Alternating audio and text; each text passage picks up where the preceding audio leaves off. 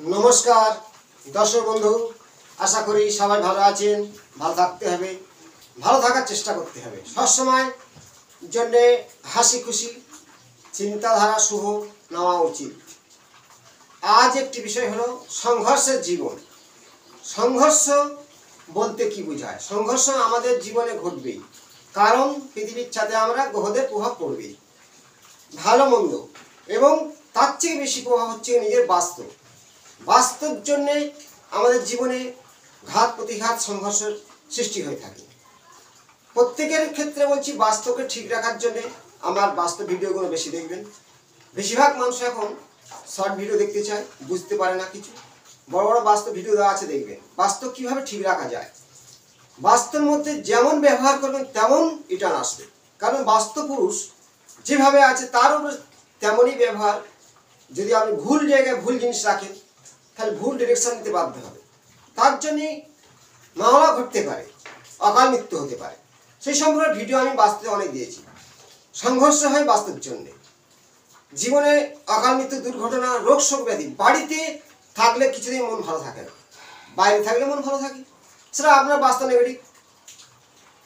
সহজ ব্যাপার বোঝা, আমি অনেক ভিডিওতে জানিয়েছি। এবং বাড়িতে একের পর এক রোগ ব্যাধি লেগে আছে, তাহলে কী করতে পারেন? সংঘর্ষ তো বাস্তবের জন্যই ঘটছে, তার সঙ্গে তার নিজের জন্মকুণ্ডলীয় কিছু সংঘর্ষ হয়। যেমন লগ্নপতি মানে লগ্ন সেই মালিক, লগ্নপতি নিজে মালিক যদি দ্বাদশ ঘরে বসে, ব্যয় করে ফেলে প্রচুর।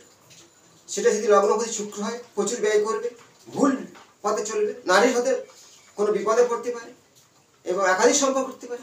সেই লগ্নপতি যদি মঙ্গল হয়ে অষ্টমে বসে, তার বারবার সর্বক্ষেত্রে মাথা শারীরিক সমস্যা আসতে পারে। লগ্নপতি যদি বুধ হয়, ষষ্ঠপতি 6 নম্বর ঘরে বসে বা 8 নম্বর, দ্বাদশ 12 নম্বর ঘরে বসে, ভুল ডিরেকশন নেওয়া, বুদ্ধি বিভ্রান্তি হওয়া ঘটতেই পারে। আমার জন্ম ছক নেই, বাস্তু সম্পর্কে জানা নেই কেন খারাপ হচ্ছে। মূল বাস্তব মানে দিক হলো, যেমন আমাদের এই যে বাতাস চলাচল যদি বাস্তবের ঠিক মতো না হয়, সূর্যের কিরণ 6টা থেকে 12টা পর্যন্ত শুভ প্রভাবটা আমাদের পূর্ব দিক থেকে আসে, সেই কিরণ ঠিক পড়ছে না। পূর্ব দিকে গাছপালায় অন্ধকার বা ঈশান কোণ আপনার ড্যামেজ আছে, অনেক রকম কারণে, কাটিং, বাথরুম, রান্নাঘর, বাড়িতে অশান্তি লেগে আছে, অগ্নিগুণে জল আছে, কিছুতেই ব্যবসা উঠছে না, একের পর দুর্ঘটনা ঘটছে। দক্ষিণ দিকে বড় গেট, জলাশয়, বিয়ের জীবনের সমস্যা, তাহলে আবার সংঘর্ষের জীবন ঘটছে। নিজের হাতে মিলে দেখুন তো, নিজের হাতে বলে দেবে সংঘর্ষের জীবন। সে সম্পর্কে কি তথ্য, ভিডিওটা কাটবেন না, লাস্ট পর্যন্ত দেখবেন। খুব সুন্দর একটা বাস্তব প্রতিকার দেবো, সংঘর্ষের জীবন থেকে বাঁচার একটা ভালো প্রতিকার আমি ভিডিওর মাধ্যমে লাস্ট দেখাবো, জানাবো কিভাবে প্রয়োগ করবেন। আপনার জীবনে সংঘর্ষের জীবন কেটে যাবে। দেখো, মাটির তলায় জল আছে আমরা সবাই জানি, কাছাকাছি কোথায় জল আছে। যেমন একটি নারকেল যদি ছাড়িয়ে হাতে করে ধরা যায়, পাশে কোনো জল ট্যাঙ্ক থাকলে বা পুকুর থাকলে সে নারকেলটা আস্তে আস্তে চেগে ওঠে, কারণ নারকেলের একটা শক্তি আছে, জল কোথায় আছে সে সিগন্যাল দেয়। তেমন বাস্তবের মধ্যে নেগেটিভ আছে, সিগন্যাল দেয় কিছু কিছু পশু পাখি উড়ে থাকে। কেমন, বাড়িতে কোনো পাখি আসে না, বাড়িতে পাখি বেশিক্ষণ থাকে না, সেই বাড়ির মধ্যে নেগেটিভ অবশ্যই আছে। বা আপনি গরু পুষেছেন, সেই গরু মারা যাচ্ছে, কোনো পোষা জিনিস টেকছে না, তার কারণ সে বাস্তব নেগেটিভ। একের পর অশান্তি লেগে যাচ্ছে। নিজের হাতে মিলান তো, সেই ঘটনা আমার জীবনে ঘটছে, তার প্রতিকার বলবো, দেখবেন, কাটবেন না। অপরের জানা শেয়ার করবেন, যারা নতুন সাবস্ক্রাইব করুন, আমার যত ভিডিও আপনার সামনে পৌঁছে যাবে। বাড়িতে বসে প্রতিকার জানাবো, কিছু রত্ন ছাড়া, তপ, জপ, ঈশ্বর সাধনা, জলের থেরাপি, নাম্বার থেরাপি, কিছু গাছ আমরা জীবন সৌভাগ্যের প্রতীক করতে পারি। সে সম্পর্কে একটা হাতের সিম্বল আমি এঁকে রেখেছি।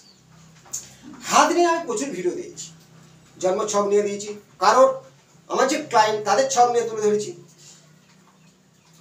আজকে যে বিষয় জানাবো, সংঘর্ষ। প্রথম, সবাই জানি ইউটিউব চ্যানেল থেকে আমাদের হাত সম্পর্কে কিছুটা না হলে অনেকটা অভিজ্ঞতা এসেছে প্রত্যেকের, কিন্তু হাত দেখাটা হয়তো সহজ ব্যাপার নয়। কারণ একটা পারদর্শী জ্যোতিষ কারোর হাত ধরলে, হাতে করে চাপ মারলে বুঝতে পারবে সে কত টাকার মালিক বা শরীরে কী কী ঘটছে। যেমন ডাক্তাররা হাত ধরে বলে দেয় কী কী রোগ হয়, পারদর্শী ডাক্তার, তেমন জ্যোতিষ পারে তার হাত টাচ করলে এ কেমন ব্যক্তি। একটি হাত আছে, হাত যদি নরম কোমল হয়, ফার্স্ট বেশ নরম কোমল, পিন কালার, ফিঙ্গারগুলো একটু মাথার দিক ছোঁচালো এবং গোড়ার দিকটা মোটা এবং বৃদ্ধাঙ্গুলিটা একটু ধনুক আকারে, এই জাতক বা জাতিকারা এদের মন মানসিকতা খুব নরম হয়, এরা হিংসুটে হয় না, এরা ভয়ঙ্কর হয় না, এটা মূল কথা। এদের ভাগ্য উচ্চ র্যাঙ্কে ওঠে এবং এরা হাসি আনন্দ খুশি মন সবসময় থেকেই যায়। যদি হাতের কালার প্রথম কালচে ভাব থাকে, নীলচে ভাব থাকে, তাদের কষ্ট দুঃখ যন্ত্রণা মানসিক সমস্যা ভুগতেই পারে। এবং হাতের রঙের অনেক রকম কালার আছে, হাতের গঠনের ব্যাপার আছে। নখ, যদি হাতের নখ তাবড়ানো মোটা একটু হয়ে থাকে, এই যাতে ওরা একটু পরিশ্রমিক হয়ে থাকে, মানে শনির প্রভাবে এর মধ্যে থেকেই যায়। ছোচরানো পিঙ্ক কালারের বা নখটা তামন বর্ণ, এরা হচ্ছে কি একটু বৃহস্পতি প্রভাবী, মানে এদের মধ্যে একটু শিক্ষা, এটা অঙ্ক কষে বেশি। এই জিনিসগুলো মাথায় রাখতে হবে। এই হাতটি আছে, হাতে প্রচুর ভিডিও দিই, সবাই জানে কম বেশি করে। এই আয়ুরেখা, একে বলা হয় পিতৃরেখা, একে বলা হয় জীবন রেখা। এই জীবন রেখা এমন একটা গুরুত্বপূর্ণ, যদি জীবন রেখা সতেজ সৌন্দর্য থাকে, আমরা জীবন সৌন্দর্য কাটবেই। কোনো ছেদ কাটাকুটি, তিল জপ জাল শৃঙ্খল না থাকে, আমরা জীবন যথেষ্টভাবে কম বেশি করে ভালো মন্দ কেটে যাবে। আয়ুর্বেদের এতটাই গুরুত্ব আছে। মস্তিষ্ক রেখার গুরুত্ব হলো তিল জপ কাটা, ছেদ বা বেঁকা, ঢেউ খেলানো, কোনো দিকে বেঁকে আসা, ঢুলে যাওয়া আপনার কিছুটা সমস্যা দেবে, মস্তিষ্কের বিকার দিতে পারে, ভুল ডিরেকশন দিতে পারে, বুদ্ধি কম হতে পারে, শিক্ষা কম হতে পারে। হৃদয় রেখা বা হার্ট লাইন হার্টকে নির্দেশ করে, মনকেও নির্দেশ করে। হৃদয় রেখা যদি সতেজ 4টে ফিঙ্গারে পৌঁছায়, দীর্ঘায়ু হয় এবং খুব মন মানসিকতা ভালোই থাকে। হৃদয় রেখার উপরে যদি কাটা, তিল জপ ছেঁড়া, শৃঙ্খল করা, আমরা জীবনে ঘাত প্রতিঘাত আসবেই। ঘাত প্রতিঘাত কেন আসে আমি তো মুখে বলে দিলাম। অনেকে হস্তরেখা সম্বন্ধে জানে, তিল জপ কেমন বা করার চিহ্ন কেমন, অনেকে জানে না। আমি বলবো বেশিরভাগ জানে, কিন্তু যারা জানে না তাদের জন্য ঘাত প্রতিঘাত আসার মূল কারণ হৃদয় রেখার উপরে সিগন্যাল দেয় ও আয়ু রেখার উপর সিগন্যাল দেয়, বাদ বাকি কোনো স্থানে ওই সিগন্যাল দেয় না। হৃদয় রেখা বা হার্ট লাইন বা একা আবার ভোগ রেখা আমরা সময় বলে থাকি, কিন্তু ভোগ রেখা বলার দরকার নেই। মাস্ট হচ্ছে কি হার্ট, হৃদয় রেখাকে হার্ট লাইন বলা হয়। এবং হৃদয় মানে মন। আমি ভাগ্য রেখাটাকে পুঁছে দিলাম। হৃদয় রেখাটা এই যে বৃহস্পতির স্থান পর্যন্ত এসছে, খুব সুন্দর, সুগঠিত, বলবান, বলিষ্ঠ, আপনার জীবন হবে সুন্দর বলিষ্ঠ। একটি শাখা এইভাবে তীরের মতো গেলে, এটাকে সৌভাগ্যযোগ অনেক ভিডিওতে দিনই জানিয়েছি, নতুন করে বলার নেই। হৃদয় রেখায় ঘাত প্রতিঘাত কিভাবে হয়, করাত ঠিক এইভাবে দেখবে। করাত মানে একে বলা হয় নিচের দিকে করাতের আকারে হৃদয় রেখা পুরো ছোট ছোট করাত টাইপের হয়ে গেছে। সেই জাতকের জীবনে ঘাত প্রতিঘাত আসবেই, বারবার আসবে, একাধিক আসবে। এই যে করাত চিহ্নটা, যদি এই হৃদয় রেখার উপরে জবের চিহ্ন থাকে, দ্বীপ চিহ্ন থাকে, দ্বীপ চিহ্ন অনেকে ধরতে পারে না, দ্বীপ হৃদয় রেখার উপর থাকলে বা বৃত্ত চিহ্ন এর ক্রস করেছে ঠিক সোজাসুজি, বা কোনো রেখার দ্বারা ছেদ করে দিচ্ছে, আড়াইভাবে ছেদ করেছে, কাটাকুটি ছেদ, জব, ঢেউ খেলানো বা দ্বীপ চিহ্ন, এই অশুভ চিহ্ন হৃদয় রেখার উপরে বা হার্ট লাইনে থাকলে আপনার জীবনে ঘাত প্রতিঘাত আসবে। কখন আসবে? হৃদয় রেখার বিচারটা করা হয় ঠিক বুধের ক্ষেত্র থেকে, সেই বয়স ধরে করতে হবে। একটা করে ফিঙ্গার 25, 50, 75, 100, সেই বয়সে আপনার জীবনে ঘাত প্রতিঘাত আসতে বাধ্য হবে, বিভিন্ন সমস্যা আসতে পারে। হৃদয় রেখার উপর মূল কারণ করাত বা শৃঙ্খল বা জব বা তিল ঘাত প্রতিঘাত আসতে পারে। এই আয়ু রেখার উপরে ঘাত প্রতিঘাত আসার সিম্বল আড়ে রেখা, জব চিহ্ন এবং সবচেয়ে ভয়ঙ্কর একটা নিজের মৃত্যুবিন্দু হতে পারে বা বৈধ উপযোগ সৃষ্টি হয়, সেটা একটা ঘাত প্রতিঘাত। ঠিক এইভাবে মার্শাল রেখা আসে, আমরা সবাই জানি, স্ট্রেট সোজাভাবে চলে আসে। এই মার্শাল রেখাটা কোনো রকম এখানে জবের আকার করে দেয়, বড় হবে এসে ঠিক আয়ু রেখার সঙ্গে যুক্ত হয়ে যায়। আপনার কিন্তু হঠাৎ করে কোনো স্বামী বা পুরুষ দুজনের ক্ষেত্রে বলছি, কারো না কারো মৃত্যু হতে পারে বা নিজের কোনো ক্ষতি হতে পারে। এটাও ঘাত প্রতিঘাত। আয়ু রেখার শেষের দিকে বড় আকারের জব, এটাও ঘাত প্রতিঘাত। ছোটখাটো ঘাত প্রতিঘাত বাধাবিঘ্ন হয়, ছোট ছোট রেখা যদি এইভাবে কাটাকুটি হয়ে যায়, ঘাত প্রতিঘাত আসবেই। যদি বড় ধরনের তিল বা বৃত্ত বা এখানে নক্ষত্র চিহ্ন ঠিক লক্ষ্য করে দেবে আয়ু রেখার উপরে, আপনার জীবনে ঘাত প্রতিঘাত আসতে বাধ্য হবে। আমি শর্টে বলছি ঘাত প্রতিঘাত কি ধরনের, কেমন ধরনের। এই যে আয়ু রেখার বিষয়টা অনেকটা বড়, জানতে হলে আমার ভিডিওগুলো পিছনে ফলো করবে। আমি বলেছি কেমন ধরনের আসবে, শুধু ঘাত আর প্রতিঘাতের সম্পর্কে জানাচ্ছি কি কি চিহ্ন আসে। নক্ষত্র আড়ে রেখা কাটা, বড় ধরনের মার্শাল রেখা এসে জুড়ে গিয়ে জবের আকার ধারণ করা, বৃত্ত, বড় জব। এই যে আয়ু রেখার শেষে সবার ক্ষেত্রে জব চিহ্ন থাকবে, কারণ মৃত্যুর সময় আমাদের কষ্ট হয়। কষ্ট মৃত্যু কিভাবে হয়? পিত্ত, প্রত্যেকের পিত্ত থাকে, মানে কফ, শ্বাসকে লোড করে দেওয়ার, মানে দগ্ধ করে দেওয়ার জন্য, স্তব্ধ করে দেওয়ার জন্য মৃত্যু হয়। তা শ্বাসে মৃত্যু আমাদের হয়। তাই জব চিহ্নটা আয়ু রেখা নিচে যত বড় জব চিহ্ন তত কষ্টে মৃত্যু। এই জিনিসটা আমি অনেক ভিডিও দিয়েছি, নিজেরা মিলাম যে হঠাৎ দেখে প্রচণ্ড কষ্ট থেকে মারা গেছে, তার হাতে বড় ধরনের জব চিহ্ন আছে, থাকবেই। যদি কম বয়সে মরে এখানে জব চিহ্ন থাকবে, বেশি বয়সে মরলে এখানে থাকবে। আবার আয়ু রেখা এই শুক্রের ক্ষেত্রের দিকে যদি না আসে, এটাও বড় ধরনের ঘাত প্রতিঘাত। দাম্পত্য জীবনে, বিবাহ জীবনে ঘাত প্রতিঘাত আসবেই। এই আয়ু রেখা ঠিক শুক্রের ক্ষেত্রে ঠিক এইখানটায় যদি না আসে, ঘাত প্রতিঘাত আসবেই। হৃদয় রেখা ও আয়ু রেখাকে যদি কোনো অশুভ চিহ্ন থাকে, জব, তিল, ক্রস, কাটা, করাত বা শৃঙ্খল, ঘাত প্রতিঘাত আসতে বাধ্য হবে। ঘাত প্রতিঘাত আমাদের জীবনে কি কি হতে পারে? সন্তানহানি, সন্তানের কষ্ট, সেটা একটা ঘাত। স্বামী স্ত্রীর সম্পর্ক নষ্ট, সেটা একটা ঘাত প্রতিঘাত।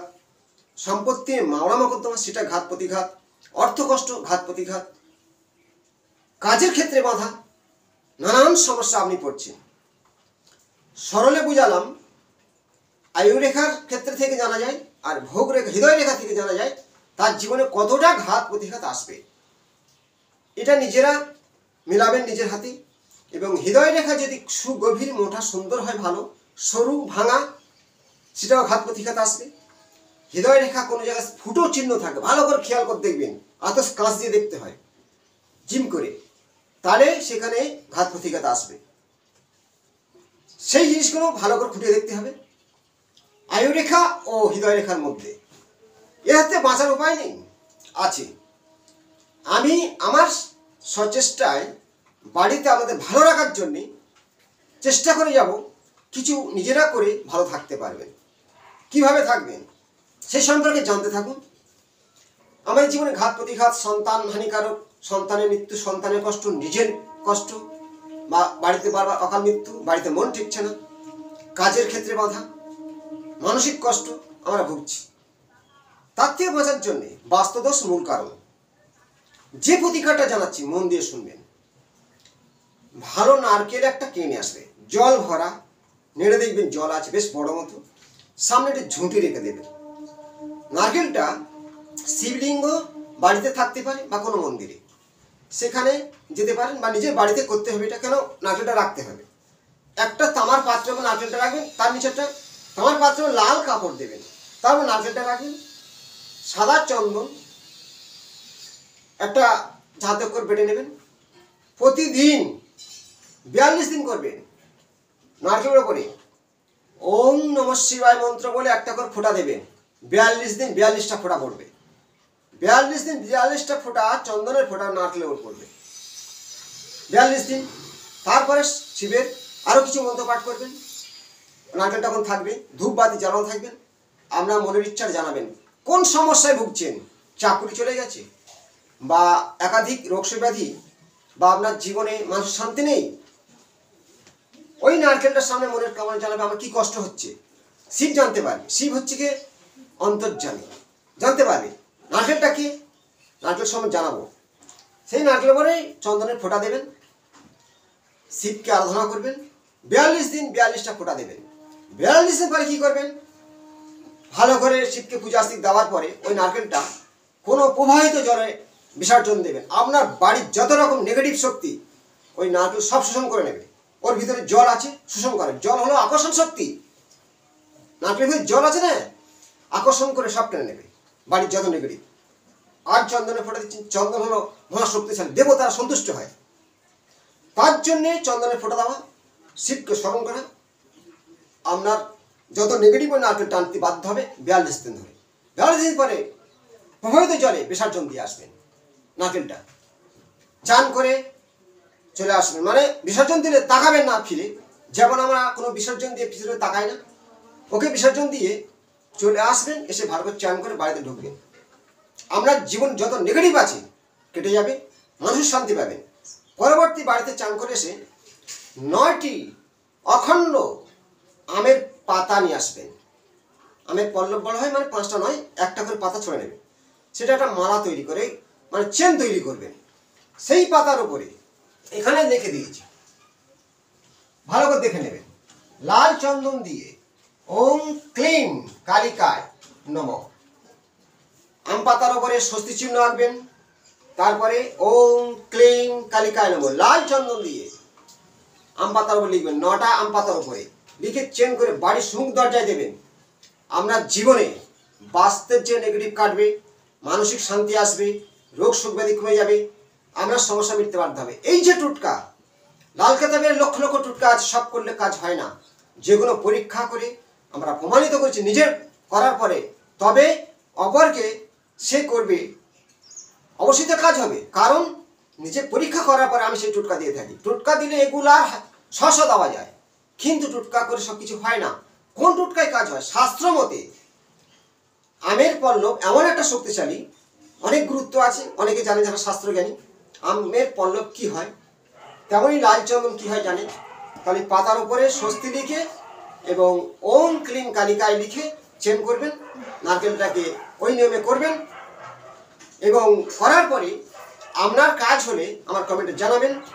অন্যের জানা শেয়ার করুন, ভালো লাগে লাইক করুন। ভালো থাকবেন, নমস্কার।